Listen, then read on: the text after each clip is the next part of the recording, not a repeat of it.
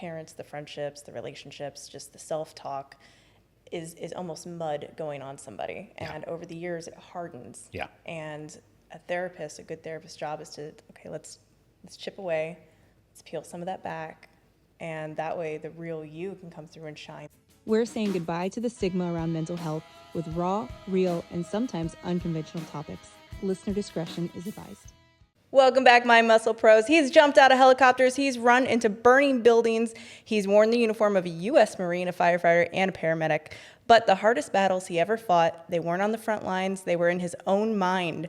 After years of wrestling with depression and anxiety, a single decision to walk into therapy set off a chain of reaction that completely rewired his life. The path took him from saving lives on the field to transforming them in the mind. Today, Dr. Carlos Garcia, a licensed clinical psychologist, high-performance coach, and founder of Tampa Counseling and Wellness. He's worked with everyone from elite military units to corporate leaders, and as a human performance specialist at O2X, he's helped hundreds of police, fire, and federal safety departments nationwide operate at their peak without burning out. He's blending science with spirituality therapy with tactical discipline, and he's not afraid to break the mold if it means creating real change. And now he's here to share the playbook. Dr. Carlos, welcome to My Muscle Pro. Wow, what an intro. Thank you so much. You're so welcome. So excited to be here. I'm thrilled to have you. I was reading your bio last night, and I was like, oh, this is cool. I'm reading about, the different things that you do locally, and then kind of the transition that you went through to take a spiritual side of it. I was like, oh, this is a different take altogether. Yeah. So you've worn so many uniforms. First, thank you. So cool. The service life, super cool. So Marine? Yeah. Firefighter? Firefighter or paramedic? Yeah. Paramedic, yes. So the battle you were fighting inside was one that most people never saw. Can you take us back to that chapter of your life and the moment you decided to get help? Sure, yeah. It probably started around the age of 16 or 17. And I noticed that I was dealing a lot with issues of anger and just these moments where emotionally I wasn't able to handle high moments of stress or high moments of emotion.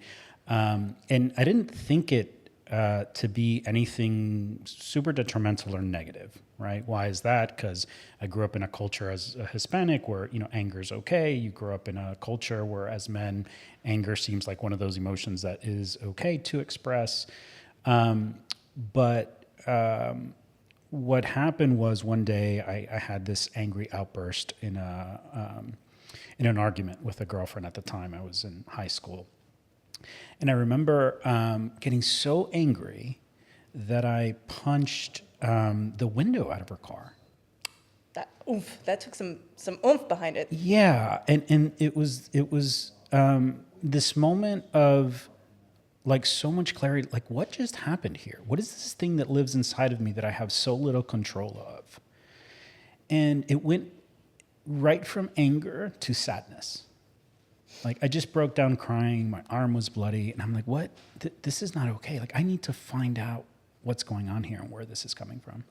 So that led me to I went to Barnes & Noble at the time. I got a book on anger. And that book on anger talked about how men often struggle with other mental health things like depression and anxiety that sometimes we're not aware of. So that was sort of the opening. That was like, oh, there's something else that's going on here. And I wish that was the thing that took me to therapy, but it was probably about another 6 or 7 years before I went to therapy. And there's a statistic that I read many years ago, and it says that from the time a person has their first sort of symptom of a mental health issue and the time they get help, it's about 7 years. That's a span. Right. Like, you wouldn't sprain your ankle and wait 7 years to go see a doctor, right? I hope not. Yeah, but I think it speaks to, and especially at that time, the stigma. There was a story I was carrying around of like, I'm broken, this is not okay. I'm not going to go to therapy because I don't want to confirm what I think is already truly going on, which is, something on the mental health side. So I struggled for years. I coped with, alcohol. I coped with working a lot. I coped with a lot of distraction. I coped by pouring myself into relationships, which you can imagine would, end up not being of the super healthiest kind. And I think there just arrived a point where I was sick and tired of being sick and tired, where the suffering, the moments of anxiety and of deep depression were so much. And I remember coming across a book that really sort of helped me see my situation from really just normalizing what my experience was. And it was from a psychologist who had struggled with bipolar disorder. Because I often talk about depression and anxiety, but the truth is that I had received a diagnosis of bipolar 2. And that's why I was having these highs and these lows and these anxieties. And so this book sort of helped me sort of look at myself and be like, it's okay to get help. And I ended up going to therapy finally, and it was a game changer, right? So much so that I ended up pursuing it as a career. Wow. And so that fit that mold that you were saying, about 6-7 years span, you were right on the money for that then. Yeah. Wow, that's impressive. So you're saying that therapy was the first step that began your transformation in life. What shifted you in those early days? How did it set you on a path to becoming the psychologist yourself? Yeah, I mean, I think it was having had experience some therapists and some counselors that were just deeply compassionate, right, and deeply loving, and who sort of really allowed me to look at myself in a different way, right? I had this model of, again, brokenness, inadequacy, insufficiency, and these therapists and counselors that I met along the way sort of helped me shift that narrative in a big way. And as a therapist now, I truly believe that all I'm ever doing is holding space for somebody, right? Like holding up a mirror of like compassion and love so that people can see themselves more accurately. And that's what they did for me. And so I think that's kind of what I took with me in terms of my own career, is like, how do you hear somebody's story in a way that helps you understand like all of their patterns, right? All of their patterns of mind, all of the ways that they show up in the world, and like love that in somebody. And if you can love that in them, it gives them an opportunity to love it within themselves. And I think that that's a beautiful way for us to look at therapy and the big shift that happens internally for people. Yeah, maybe being able to take something and seeing from the outside what's really happening, because a lot of times we're so close to our issues, we're so close to what we love, we don't see those patterns for ourselves. So going to therapy is a great way to get that. Well, here's what's going on. Yeah. Here's why that could be a good thing, right, if we learned how to control it and what to do with some of that information. Exactly. Oh, I love that. So in 2021, you experienced a spiritual awakening after a plant medicine journey. Yeah. I have so many questions, but that people usually do. How did that experience change the way you see yourself, your work, and the world around you? Wow. Yeah.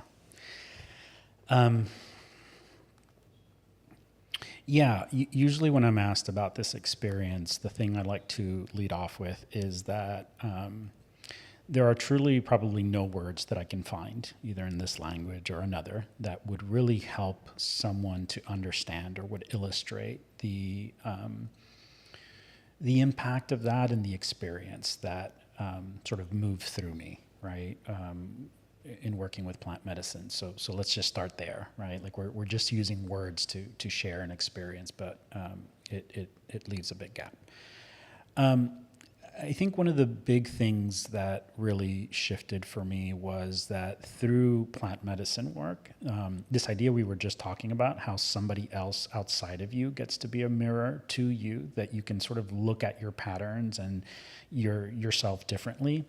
Ayahuasca helped me to do that, right? It helped me to move out of the lens that I had been so indoctrinated into, to view myself in such a loving way, right? Like in such a compassionate way, like to see the ways in which all of my life experiences, both good and bad, had molded this like human being. and to just to view that from this deep, deep place of empathy and of compassion. And so not only did it help me see that within myself, but it made me see that within us all. And one of the things that I experienced during those retreat during that retreat and those ceremonies that week was this idea that we are all one, right? That we're all connected in the greatest and most expansive way. That we all have the most beautiful wisdom within us if we can part ways with those patternings of mind and of behavior and of just the human experience. And so this part of me that was already so anchored in seeing other humans through a lens of compassion, it just expanded that in a way that, I can't really explain, right? Mm-hmm. But what it allowed me to do is to just kind of show up in the world now with so much love and understanding, right? For all of the ways that we are, and especially for, the ways that I am. Mm-hmm. Yeah. So I'd say this impacted your work then. Significantly. Yeah. Yeah. I think that, there's obviously, right, we, regardless of the field that we end up going to, we go to schools, we go through training programs, we get taught how to do that work. And I think that's valuable and important. And I think what this experience helped me see was that when I work with clients, for instance, in the therapy space, that I am not the expert in that room, right? That they are, and that my job isn't to show them how I would do it or how I was taught in school to do it, but to through conversation, through time, through patience, through understanding. Provide a lens for them in which they can start to see themselves more accurately, right? And I can get into all of the ways, because oftentimes what I do in my talks and in my work is I share with people how from a very early age, from the time we come into the world, we are conditioned and wired to think certain ways, to hold certain beliefs, right? Based on our environments, the parents we grew up in, the schools that we went to.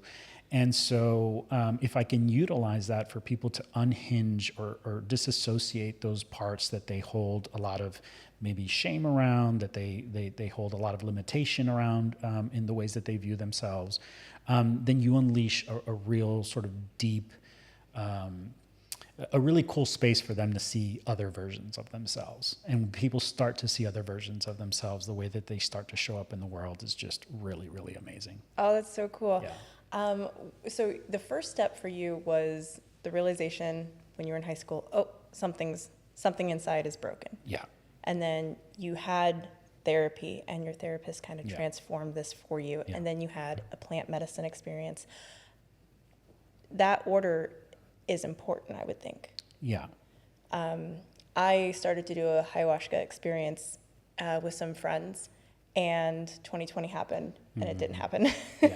Yeah. But looking back on it, I don't know that I would be ready for it then. And it's something that I'm looking forward to the possibility of in the future. Yeah. But I'm glad that a lot of different things have taken place. Sure. Because I think that when you do a plant-based medicine experience, whether it's a ritual like that or other kinds, that you really need to make sure that the foundation, the groundwork is in a good place. Absolutely. It's not something to jump to. I don't want a listener to say, I need to go and do this ayahuasca experience then, and then I'm set to expand in the most magical, beautiful ways. Yeah. You've got to have a really good, healthy foundation. Yeah, I agree 100%. Not only should we have... Well, let me say this. Let me back up a moment. Because after my ayahuasca experience, I really started to delve into the nature of psychedelics and plant medicines and how those impact us spiritually on a physiological level, psychologically. So I've done some research here and have sort of helped people navigate this space. If you were to sit with someone who, like a shaman, for example, they'll tell you that the medicine knows, right? Like these medicines have deeper wisdom than we do, right? Like they've been around much longer, right? And so I think that, I guess I want to say it's all perfect, right? You never come to it too early or too late. Like you come to it when you need it, and what you get is exactly what you needed. That being said, I think that there is an absolute value in having that foundation, like you said. And for me, I had at this point, I don't know, 10 plus years of therapy, right? Whether that was, therapy through reading books, through doing work on myself, through meditation, through, anchoring myself in journaling, whatever it was, right? There was already some work that I had been doing and going inward to understand myself.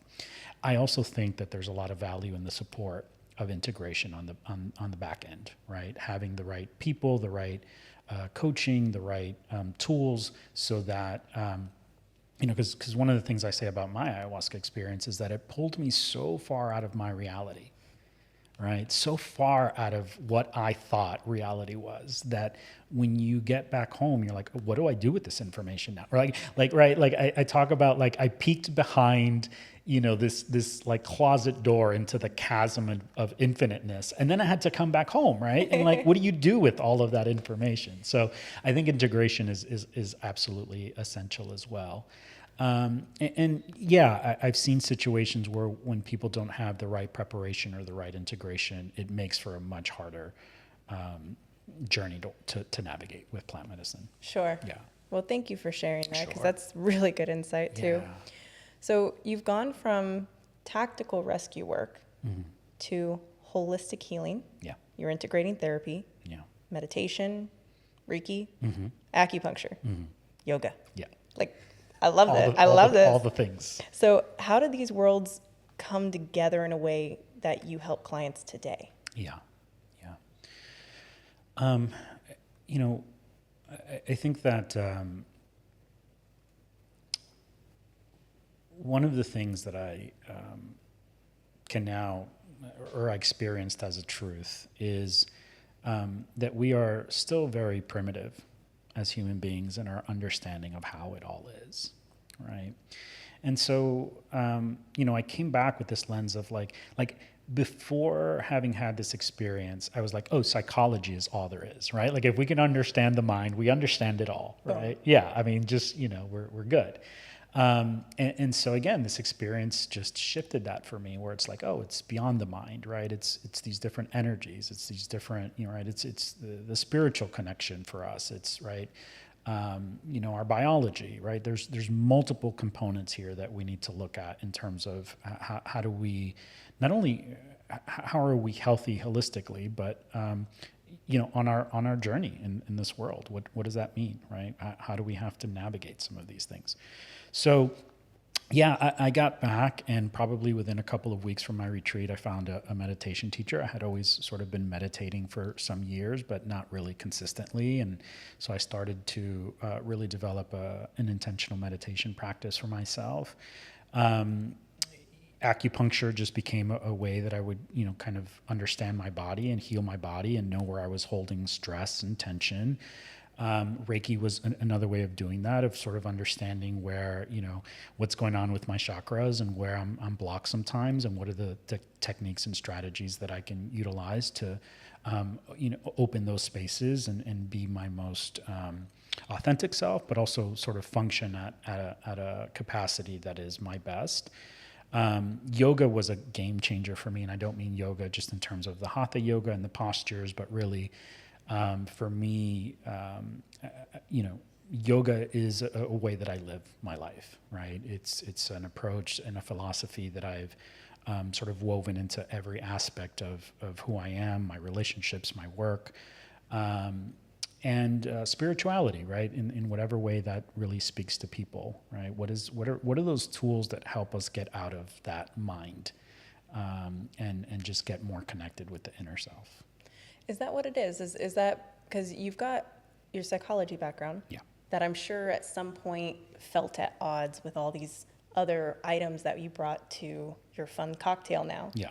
But they really complement each other. They do. If they're looked at as tools. Yeah.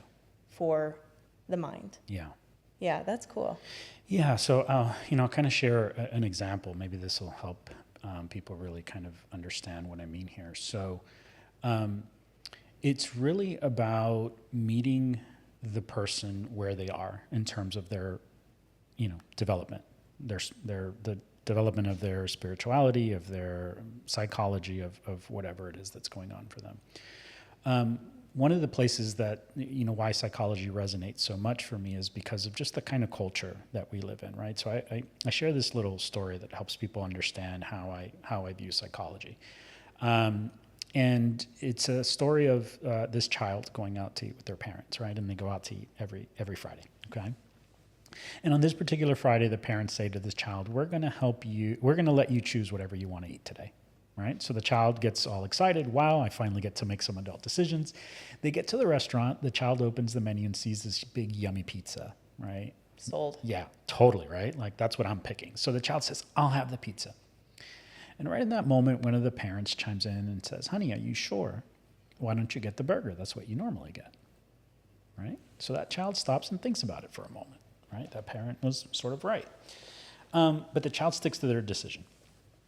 And, some parents are just, right, they're a little overbearing sometimes, or just really want to check in and make sure, right? And so the parent says again, honey, are you sure? What if you don't like the pizza? The burger's a safe bet. So the child stops and thinks about it one more time, right? But finally sticks to their guns and says, no, the pizza. And right in that moment, the other parent chimes in, we're not getting the pizza. It's too big. You're not going to eat it all. It's going to be a waste of money. So the child says, okay, I'll have the burger. And life moves on. No big deal, right? Mm-hmm. But my question to you is, what do you think in that moment that child believes about their ability to make decisions? Inadequate. Yeah, I'm inadequate. My decisions are no good. Maybe I need to check with other people. Now, one of the things that we know about parenting is that it's pretty consistent over time. Now, these parents weren't evil. They weren't, trying to do anything bad. They were just trying to be protective and, just parenting, right? I mean, most of us parent a little bit better than our parents parented us, right? It's a generational thing. But that, do you imagine over time this child hearing that message? Because again, because parenting is pretty consistent over time, they probably heard that around their academics, sports, the way they dressed, other decision points, right? Do you imagine over time this child starts to develop almost like a second guessing of their decisions, right? Of course. Do you imagine that might start to impact their self-esteem? Oh, greatly. Yeah. The way they make choices, what risks they take or don't take, right? Confidence, yeah. With that self-esteem and that confidence, do you imagine that's going to impact the kind of friends they gravitate to? Mm-hmm. The relationships they have. Exactly. Yeah. Right? So the reason I illustrate this story is because oftentimes, and like I did for many years, in psychology, we think that only if we had traumatic experiences, and obviously those have a big impact on us and how we come to view ourselves, others in the world, but even these more subtle things that happened in our environments. Again, to no one's fault, right? It's the schools we went to, the teachers we encountered, the parents we had, the siblings we had, but all of that is grist for the mill in that it really does dictate in ways that we don't always see in a very unconscious way, the sort of ideas that we develop about ourselves, right? So for example, like I grew up in a home with a very just kind of impatient father, a very angry father.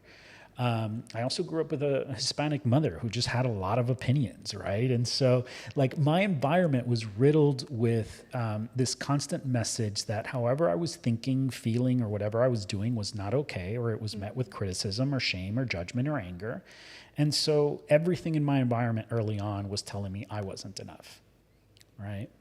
I wasn't enough. Baby Carlos. Yeah, I know, right? Yeah. And then again, we think about like our culture here in the U.S., which is, this constant message of you have to be your best all of the time. And so in a lot of ways, our sense of worth of who we are gets conditioned, right? To be like, oh, only the best version of me is okay, allowable, can receive validation, can receive love. And this is a story I see across so many of the folks that I work with. Right? This imposter syndrome comes from that. Perfectionism comes from that. It's a deep programming that a lot of us have not really dialed into and understood as part of our programming, right? So why is this important? Because when I show up for my first, sort of therapist appointment and I'm like, I'm broken, I'm always angry, I'm like a horrible person, this therapist is looking at me like, where's this coming from, Yeah. right? But that was the perception that I carried about myself. So for me, psychology is all about helping clients understand the ways in which these stories that we carry along that are not helpful to us or that are getting in our way. That is one of the ways that we can start to unleash some of that, to let go of some of that, so that we can start to see these bigger, better, more beautiful versions of us that we may find through plant medicine, yoga, right? Like, then we can get into a whole conversation about trauma, how that gets stored in the body, and how these tools can help with some of that as well. You're speaking through this, and I'm just envisioning like all the different experiences, whether it's the parents, the friendships, the relationships, just the self-talk is almost mud going on somebody. Yeah. And over the years, it hardens. Yeah. And a good therapist's job is to, okay, let's chip away, let's peel some of that back. And that way the real you can come through and shine through. And there's so many different ways to chip that away. But the person's got to be willing. They can't be running away from you. Beautiful. I love the way you put that. That's so beautiful. So beautiful. All I'm seeing while you're talking, Yeah. which is fantastic. Yeah. So out of all the roles you play, therapist, coach, consultant, speaker, which conversations or moments with clients stay with you the most? Yeah.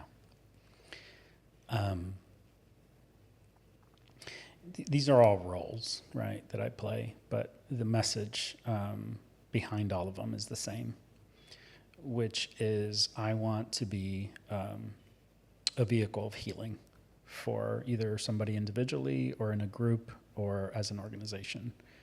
And the way that I do that, right, is by challenging those narratives that we carry, by sharing stories like the one I just shared, and giving people the permission to see the beauty in themselves, right, the strength, the courage in themselves.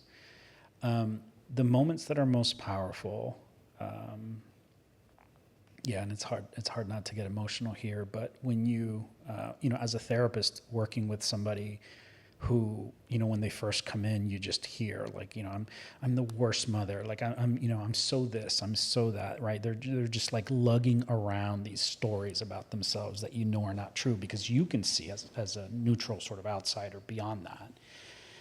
And then just kind of doing the work over time that allows them to challenge those things, right? Because it's not easy work. You can't just be like, no, you're not that, and be like, oh, okay, thank you, right? It's like, you have to really take your time with it and really bring love to it. And to just watch, whether it's after 6 months or a year, someone turn to you and say, Carlos, thank you. Like the gift that you have given me, it's just it's unspeakable, right? And the connection in that moment, right, is so profound and so beautiful. I can't even put words to it, right? It's like I would do this work for free because of that, to be able to really give the space for another human to find their most beautiful version. And it's not too different, I think, when I go in and do things as a speaker or as an organization, right? The language has to be a little bit different. It probably has to be a little less soft because, we're this is coaching and we're all, in this for the success. But I really just try to change the language a little bit. But ultimately the message is the same, which is how do we help you part ways with all of the old narratives so that you have access to the most amazing version of yourself. Your helpful heart washing away dirt. That's it. That's you. Yeah. And I love it. Yeah, thank you. Do you find that with all your different techniques that you have, that you gravitate towards one more often because you've seen the results that it can do in people? Mm-hmm. Or is it more so you go where more people start to feel comfortable? Yeah, the latter. Okay. I think that one of my most important job is to sit with you long enough to understand your particular makeup, and based on that, meet you where you are. Mm-hmm. Right? Like, for example, not everyone is ready for therapy. So I might recommend, hey, go take a yoga class, or here's a Reiki practitioner, right? Because maybe something there spoke to them. So I think these are all tools, and I don't know that any one of them is better or worse. But yeah, I'll give you a perfect example. I'll have clients, a therapy client that'll come in and say, hey, I've been looking at mushrooms. I think that they seem like, do you know anything about it? And it's like, well, here, I'll kind of share what I know. And maybe make a recommendation or two in terms of some people they can reach out to, or how can I facilitate that for them? And then there are other people that like, no way, no thank you, right? Like they're too maybe caught in the ego, like that feels too scary. And it's like, all right, let's spend 6 or 7 months doing some therapy, whatever it is. But I think that the value in that is me sitting with you long enough to understand your wiring so that I know what I can offer that might feel most helpful to you. That's fantastic, because I know personally on this journey with Mind Muscle Pro, we run into so many people that are very therapy adverse. Yeah. That's a scary place. Right. Or they don't believe in it. Yeah. And so it's this hurdle that therapy is the only option. Traditional, westernized therapy is the it.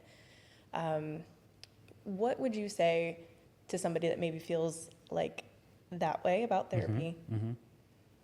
Let's take it as a super workaholic. Corporate. Sure. That conversation looks different than the spiritual mom who already kind of loves her posture yoga. Sure. And it's really just sitting with them long enough to figure out a viable option for them. Yeah. So let me come at this from sort of a Buddhist philosophy of attachment and aversion, right? I believe that wherever we're attached or wherever we're experiencing aversion, there's something for us to look at there, right? So if you are just really anti-therapy, cool. I'm curious as to why. Yeah. Right? Is it a part of that, like, I'm better than that, I'm strong, that's for weak people? Like, I'm curious about the narrative that you carry about therapy. Or maybe just behind it all, it really doesn't feel like it's for you. You can get on that yoga mat, and through that work, you've been able to evolve and become enlightened, and, whatever the work that you're doing is showing up on a yoga mat, or it's showing up, because you attend retreats and you go hiking, right? Like, no judgment, right? But for me, awareness is a big key. Yeah. And so I'm going to ask the questions that are going to get me to sort of that place of like, why does this feel like an attachment or an aversion for you? And is there some teachings? Is there some wisdom there for you? Because I think you said it there at the beginning, therapy is hard. Yeah. When my clients first come to see me, I tell them, like, and I've worked with, athletes, again, operators, like some really just hardcore military people, police officers, firemen, executives, right? Like the cream of the crop, if you will, or people that are just really rooted in success. And I will tell people, like, if you decide to do this inner work, it will be the hardest thing you ever do. Right? It is hard work to go inward and chip away at the ego and chip away at your stories and sit with fear and sit with uncertainty and sit with doubt. And I think a lot of us, because that feels so deeply uncomfortable for us, we find ways to deviate, right? We find ways to, right? Working a lot, substances, doom scrolling, right? Like there are so many things out there that we do to avoid the tough inner work that we sometimes need to do. And again, no judgment, right? Like you'll get there when you get there. If you get there in this lifetime, like, cool, right? How can I, how can I show up in a way that's devoid of ego and attachment and just be a guide on your journey, right? Along the way. I love that. Yeah. I do. So your new podcast. Yes. The Human Experience. What a great name. Yeah. That's excellent. I can't take credit for that. That was my partner. Yeah? Yeah, Sapna. Pat on the back. Yeah, she's brilliant. She's amazing. Well, good. Credit for you, partner. Yeah. What do you hope listeners take away from it? And how does it tie into your mission of inspiring personal growth and healthy living? Yeah, so the Human Experience podcast, really the sort of backdrop for it is life, right? How we, the challenging ways in which life comes at us and how to maybe navigate that, or to just have some discussions about what it looks like sometimes when it gets really hard. It is about, we do weave in a lot of spirituality into that. What we found is that, oftentimes because of things like shame, a lot of us have a really hard time opening up and sharing about the hard things in life, right? The ways that we navigate grief, the ways that we navigate uncertainty, the ways that we navigate shame and sadness. And so our goal is like, what if we can just have a conversation and invite people in to normalize this discussion, right? Mm-hmm. Because guess what? Like, life is hard, right? Like at some point it's coming for you too, if it hasn't already a million times. And so I think that the bigger thing there has been my experience that a lot of why, especially here in this culture in the US, a lot of the reasons why we suffer and struggle and are sick is because we don't always have the most welcoming spaces to talk about what's hard. Yeah. And so many years ago, I sort of told myself that I wanted to be a walking invitation for people to take off their mask, right? Like, I'm going to lead with my pain. I'm going to lead with my hurt. I'm going to lead with my vulnerability, because when I do that, I create a space for other people to step in. And it's incredible to watch, right? Because that's all I'm ever doing, whether I'm giving a talk or doing a podcast, right? It's just like giving people permission to be like, oh, you're messy too? Yeah. Like, let me show you all of the ways that I'm messy, right? And invite a conversation. And I think that there's a healing in that, right? And so if we can lead those conversations for other people, we really start to set people free and start to remove the shame and the stigma and all of the stuff that we're often feeling like we need to hide behind. You're gonna make me cry. That's awesome. So, I love this. You could do this all day. All day. Yeah. All day. They're gonna be like, "Yeah, stop talking now." No. So, if someone is in a dark place, Yeah. like where you were once in, Yeah. what's the first step that they can take today to start moving towards light? Yeah.